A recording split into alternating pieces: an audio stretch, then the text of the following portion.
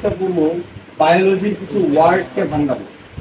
ওয়ার্ডকে বায়োলজিতে cyte, cell, cyto এই কথাগুলো আমরা অনেক জায়গায় দেখবো। Cyte, cell, cyto. যেমন সাইট কথাটা আমরা কোথায় কোথায় দেখছি? পিনাকোসাইট, পিনাকোসাইট মানে কি? বাইরের, পিনাকো অর্থ বাইরের, বাইরের সাইট, বাইরের নিডোসাইট। এরপরে আরো আমরা দেখব এরিথ্রোসাইট, লিউকোসাইট, কোয়ানোসাইট। কোয়ানো অর্থ বিশেষ, সাইট অর্থ সেল, বিশেষ ফ্লাজেলা যুক্ত সেল থাকে কোয়ানোসাইট। আচ্ছা, সাইট, সেল, সাইটো ইউজ হয় বায়োলজিতে পূর্ণাঙ্গ কোষের সময় বা পূর্ণাঙ্গ প্রাণীর কোষের সময়। ব্লাস্ট কথাটা ইউজ হয় অপরিণত কোষের সময়, যেমন অ্যাম্ফিব্লাস্টুলা।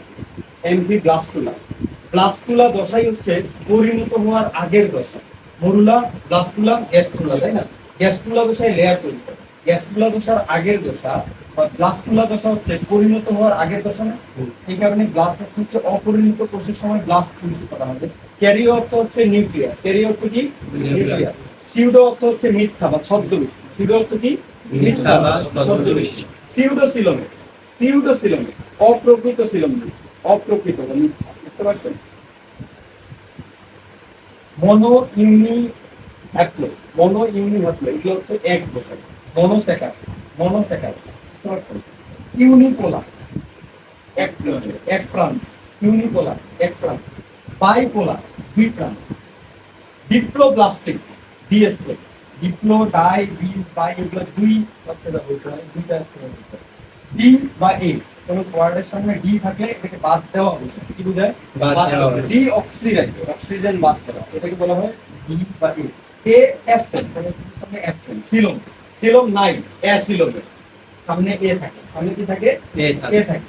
হাইপো অর্থ হচ্ছে কম, হাইপো অর্থ কি? কম। হাইপার অর্থ হচ্ছে বেশি, হাইপার থাইরয়েডিজম। থাইরয়েড একটা রোগ, এটা বেশি হয়ে গেলে এটাকে বলা হয় হাইপার থাইরয়েডিজম। আচ্ছা, সাইকো এন্ড মাইকো, সাইকো অর্থ ছত্রাক, মাইকো অর্থ শৈবাল। সাইকো অর্থ ছত্রাক, মাইকো অর্থ শৈবাল। জেনেসিস অর্থ হচ্ছে উৎপাদনের প্রক্রিয়া। জেনেসিস অর্থ কি? উৎপাদনের প্রক্রিয়া। গ্লাইকো অর্থ হচ্ছে গ্লুকোজ সমন্বয়।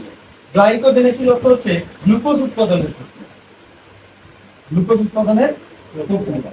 আচ্ছা, এইবার এরাইথ্রো অর্থ হচ্ছে লাল, লিউকো অর্থ হচ্ছে সাদা, স্তম্ভ অর্থ হচ্ছে অণু। আমাদের রক্তের মধ্যে রেড ব্লাড কর্পাসল আছে, তাই না? জি।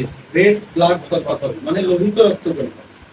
রেড এর আরেকটা সিনোনিম হচ্ছে এরাইথ্রো। রেড ব্লাড সেল বা corpuscle, red blood cell. Red blood cell আমি আগে লিখি, হ্যাঁ দেখেন।